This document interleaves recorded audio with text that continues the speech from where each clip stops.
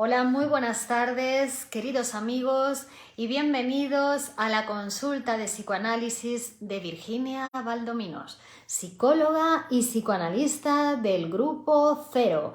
Bienvenidos a nuestro espacio de psicoanálisis y salud mental, un espacio gratuito de difusión a través de Facebook. Después también este vídeo va a estar en nuestro canal de YouTube, Virginia Valdominos, en YouTube, la consulta de psicoanálisis, donde ustedes plantean los temas de los que quieren que hablemos y nosotros respondemos y hablamos desde el psicoanálisis acerca de esos temas.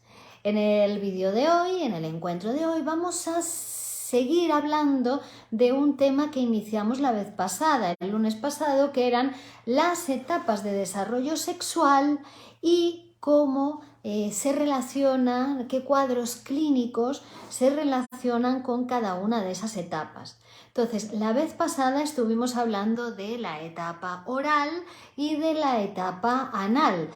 Y dije que hoy continuaríamos conversando acerca de la etapa fálica, del periodo de latencia y de la etapa genital o la metamorfosis de la pubertad, que sería esa fase donde llegamos a la sexualidad adulta, la sexualidad genital.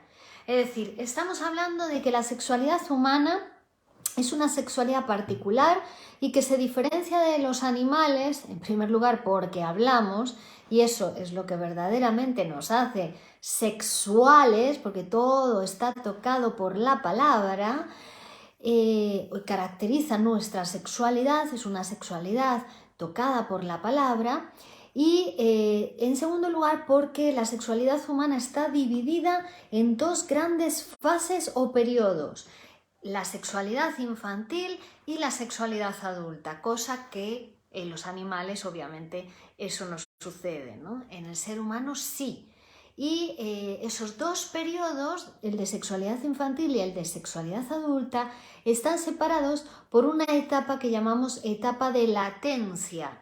Etapa de latencia quiere decir que la sexualidad infantil se reprime, ha de ser reprimida, es decir, se olvida. Ustedes no, seguramente que tienen algún recuerdo acerca de su infancia y acerca de su sexualidad infantil. Todo el mundo tiene algún recuerdo de eso. Y si no lo tienes, porque está muy reprimido, porque esa sexualidad infantil se olvida, esos juegos con sus camaradas de juegos, con otros niños, otras niñas, porque los niños tienen su sexualidad y entonces la ponen en juego con otros niños, como corresponde, ¿no? Y a esos adultos, ¿no? que vigilan, que inspeccionan, que espían a los niños para ver su sexualidad, decirles que les dejen tranquilos, que cada etapa de la vida tiene su propia, ¿no? su propia sexualidad, que a los niños hay que dejarles crecer y hay que dejarles vivir tranquilos, solamente ponerle límite cuando es algo en lo que está en juego su vida, ¿no?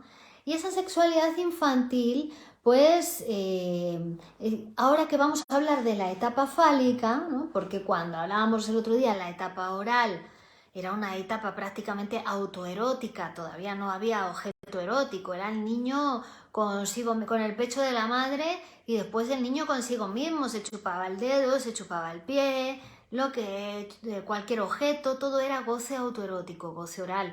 En la etapa anal dijimos que ya empieza a aparecer el otro, pero más bien es un adentro afuera, yo y el afuera todavía ni siquiera hay el yo, se está conformando, entonces es adentro afuera, por eso ahí aparece el tema del control de esfínteres, ¿no? El niño aprende a controlar, a expulsar, a retener, a expulsar, a darle al mundo el regalito, a quedarse con él, a darle a la mamá el regalo. Entonces aparece el otro, aparece la madre, pero como a quién dirigir ese regalo, pero todavía no hay otro propiamente dicho, ¿no? Todavía no, ni siquiera ha entrado en juego el padre, con lo cual no está separado el niño totalmente de la madre. Ahora en la etapa fálica, es muy importante esta etapa, porque ya van a empezar a entrar en juego los genitales. Los genitales, pero todavía no va a ser una genitalidad adulta, pero ya el niño descubre sus genitales, empieza a estimular sus propios genitales. No es que antes no haya habido alguna estimulación genital, porque la mamá, al hacer la limpieza y el cuidado del niño, que es que no, pues le tiene que limpiar sus partes, ¿no? Y al limpiarle sus partes, las estimula, excita al niño. Aunque sea de la manera más inocente, entre comillas, pero claro, el niño, su primer objeto de amor es la mamá. Entonces, para el niño es muy gustoso que su mamá le toque, le acaricie los genitales, le limpie. Empiezan a aparecer las primeras estimulaciones y las primeras sensaciones corporales, sexuales, de mano de la higiene corporal. Bueno, entonces el niño, despertada su genitalidad de esta manera, empieza a estimularse sus genitales. El niño y la niña, ambos, ¿no? Porque la niña en este momento, aunque no haya conocimiento de la vagina, por parte de ninguno de los dos, ni el niño ni la niña saben de la existencia de la vagina, porque la vagina es un órgano interno, no se ve a simple vista, ¿no? Lo que se ve es el pene en el caso del niño, y en el caso de la niña, ¿qué ven? El clítoris, ¿no? Pero claro, el clítoris en comparación con el pene es muy chiquitito, ¿no? La niña cuando descubre el pene del hermanito, del amiguito, queda eclipsada por el tamaño de esa cosita, ¿no? Que tiene. Y el niño cuando ve el de la niña queda horrorizado. ¿Qué le ha pasado a esta niña que tiene la cosita tan pequeñita, ¿no? ¿Qué ha pasado aquí? Los dos quedan muy impactados por la diferencia, ¿no? Todavía no han llegado a la diferencia sexual, insisto, porque la diferencia sexual vamos a ver cuándo viene, que viene ahora después. Viene en la adolescencia, la diferencia sexual. Ahí hay un primer momento de acercamiento a la genitalidad y de acercamiento al otro diferente, que todavía no es, insisto, no se ha llegado a asumir la diferencia, porque en este momento lo que ven es que uno tiene y otro no tiene. Hasta este momento la sexualidad de la niña, o en este momento, va a ser masculina. Todavía no existe lo femenino, todavía no existe la vagina, no existe la feminidad. Es una sexualidad clitoridiana la que tiene la niña, es una sexualidad masculina, porque el clítoris viene a ser el equivalente del pene, ¿no? Por las terminaciones nerviosas, es un equivalente rudimentario, no desarrollado en la niña, ¿no? El pene, porque es un clítoris, porque ya tiene vagina, ¿no? Pero de cara a lo que ven, a lo que los niños, ella no tiene y él tiene. Entonces, la atribución que hacen los niños en este momento en que es tan importante, digamos que la zona erógena va a estar puesta ahí en ese genital, pero con la creencia imaginaria de que todo el mundo tiene de eso. Todo el mundo tiene de eso. Para el niño su mamá tiene de eso, y para la niña también su mamá tiene de eso, porque su mamá es un ser que tiene de todo. Su mamá le ha salvado la vida, su mamá le ha dado de comer cuando tenía hambre, su mamá le ha dado los brazos cuando tenía frío, le ha acunado cuando no podía respirar. Su mamá es un ser todopoderoso, o sea, lo que llamamos la madre fálica, ¿no? Esa atribución que hace el niño de su mamá como que lo puede todo y que no necesita a nadie, y que él solo con su mamá podría estar siempre, no necesita a nadie más, es la madre fálica, ¿no? Bueno, pues en este momento donde se atribuye que todo tiene falo, los niños descubren que hay unos que no tienen eso, lo llaman castrado, ¿no? Entonces hay unos que son sujetos con falo y otros que son castrados, es decir, que no tienen, ¿no?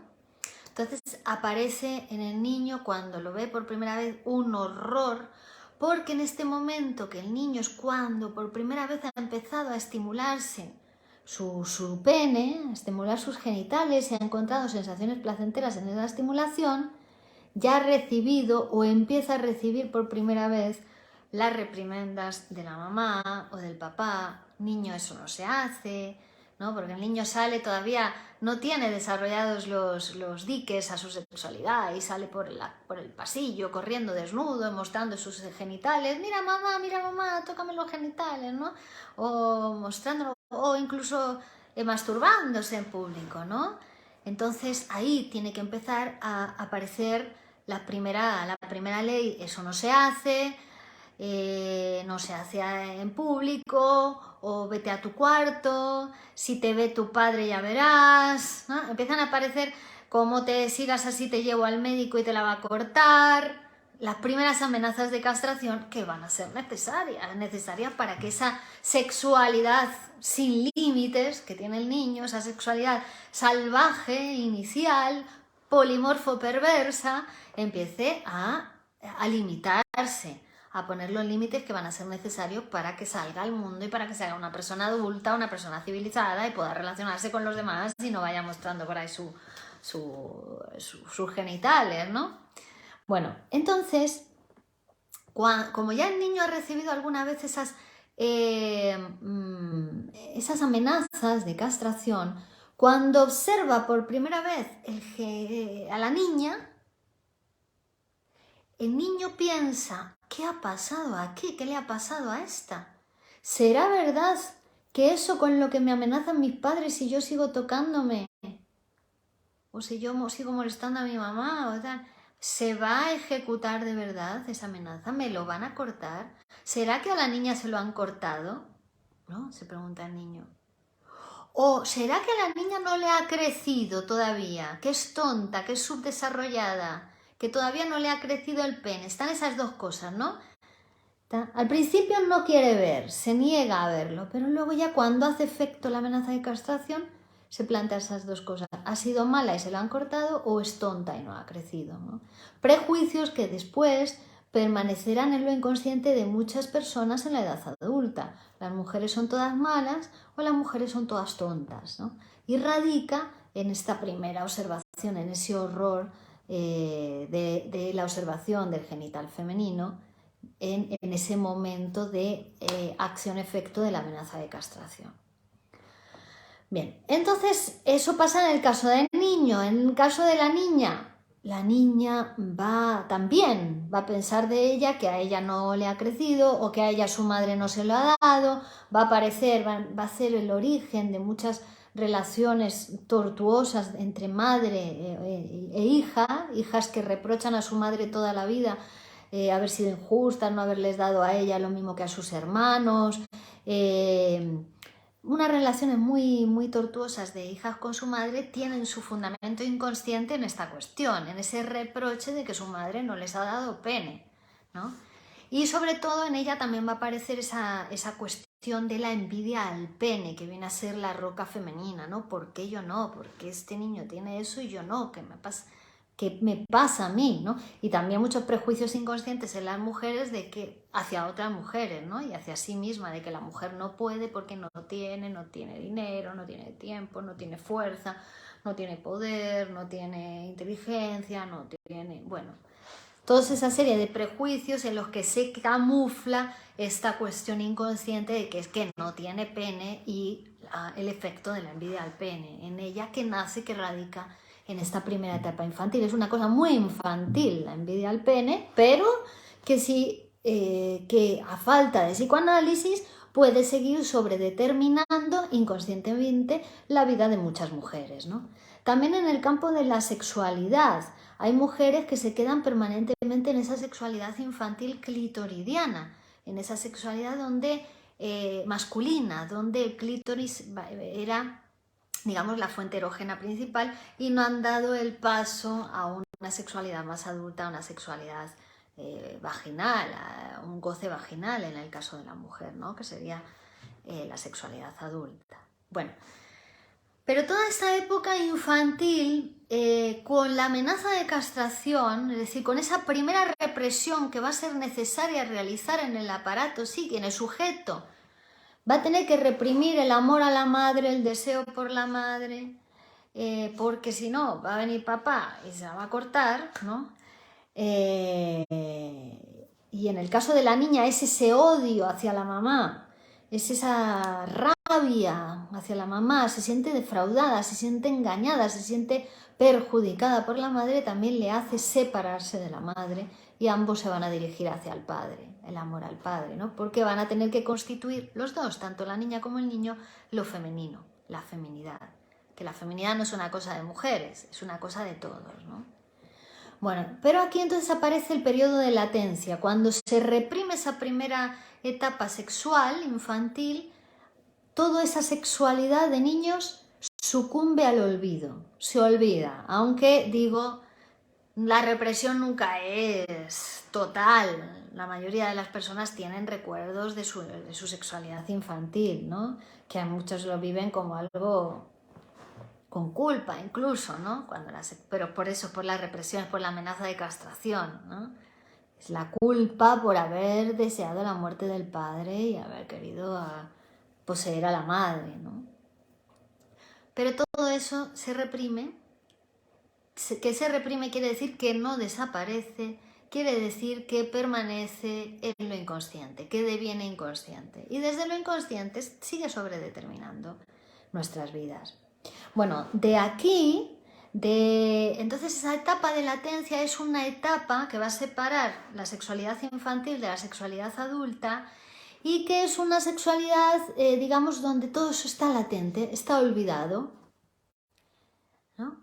Parece que la sexualidad ha desaparecido y ahí los niños se hacen como pequeños, verdaderos científicos, ¿no? Solamente les interesa estudiar la matemática, la física. Si se les deja en paz a los niños, insisto, los niños son unos científicos maravillosos, en potencia, ¿no? Entonces hay toda una fase como muy intelectual esa de la etapa de latencia, ¿no? Pero ¿qué pasa? Que luego llega la pubertad, llega la adolescencia y ahí se produce un nuevo florecimiento sexual, una nueva corriente pulsional, una nueva energía pulsional que ahora se va a sintetizar, se va a unificar en una nueva fuente erógena que son los genitales y que va a producir grandes transformaciones en el sujeto, porque ahora para el sujeto aparece el objeto sexual. Aparece, en el caso del hombre aparece la mujer, en el caso de la mujer aparece el hombre, ¿no? Y aparece la diferencia sexual, porque ahora sí va a aparecer o se va a producir la aprehensión del conocimiento acerca de la vagina y acerca del papel de los espermatozoides en la reproducción. Eso solamente es en la adolescencia que se sabe eso, que se adquiere ese conocimiento. Antes no. Entonces ahora sí aparece la sexualidad adulta, donde se va a constituir lo femenino, tanto en él como en ella, porque por intermedio también de esa elección de objeto sexual paterna, el padre va a hacer que esa libido homosexual de él se convierta, se produzca, se transforme, digamos, en feminidad y también en ella, ¿no? Pasa de amor a la madre a amor al padre, de ponerse de posición masculina con respecto a la madre a posición femenina con respecto al padre. Y de ahí va a tener que pasar también después del padre a otro hombre, ¿no? También los dos van a tener que renunciar al padre como objeto sexual para pasar él a buscar una mujer en el mundo y ella a buscar un hombre en el mundo. Obviamente a veces no se llega a la elección de objeto o no se llega a la elección de objeto heterosexual o se llega pero él prefiere quedarse en la elección de objeto masculina, entonces aparece la homosexualidad o en el caso de ella, ¿no? Pero bueno, ya son cuestiones de posición psicosexual en ese tipo en esas etapas del desarrollo sexual, ¿no? Pueden pasar muchas cosas, no es que la homosexualidad sea una enfermedad, no, depende de cómo la viva cada uno. Hay personas homosexuales que están orgullosísimas y súper felices con su homosexualidad y hacen su vida plena y de su homosexualidad, ¿no? Y sin embargo hay personas homosexuales que lo viven con vergüenza o como un castigo, como una enfermedad, como algo patológico, como algo morboso, enfermizo. Esos son los que suelen venir a la consulta a consultar por su homosexualidad, ¿no? Porque muchos homosexuales vienen a la consulta para consultar sobre otras muchas cosas, la educación de los hijos, o problemas en el trabajo, o ansiedad, etcétera, etcétera, etcétera. O sea que no tiene... Todo es como es lo que cada uno diga de su sexualidad. Eso es lo importante, ¿no? Bueno, y dado que tenemos que terminar este tema, tenemos que terminar la emisión de hoy porque es la hora prácticamente, pero el tema da mucho más que hablar. El próximo día voy a revisar todas las preguntas que tenéis en este vídeo y en el anterior y lo voy a dedicar a terminar de hablar de este tema y a responder a todas las preguntas. Así que aprovechen a dejar sus preguntas en el chat de los vídeos y continuamos el próximo lunes. Terminamos de cerrar esta cuestión de las etapas del desarrollo sexual y los cuadros clínicos relacionados con ellas y respondo a todas las preguntas que ustedes dejen en el chat, ¿de acuerdo? Muchas gracias, amigos, un lunes más, continuamos la próxima y si queréis que os ayude personalmente para hablar de estas cuestiones y conoceros mejor, podéis contactar conmigo en www.virginiabaldominos.com. Estaré encantada de atenderos presencialmente u online, estéis donde estéis. Muchas gracias. Hasta la próxima.